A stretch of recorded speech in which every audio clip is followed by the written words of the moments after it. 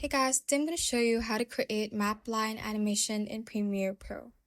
First, we're going to click on a pen tool right here and click on some points of your map on where you want your line to go.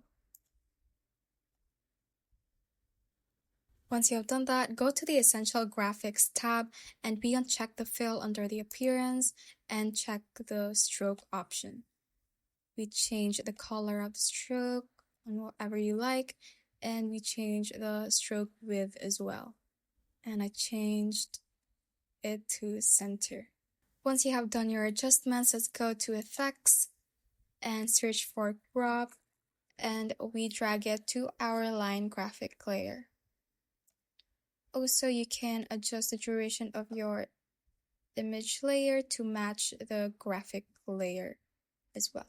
And we select the graphic line layer and go to effect controls, and under the crop effect we click on the toggle animation for right, and we increase the right crop until your line just appears a little, and we add a few points for the percentage to have it disappear completely.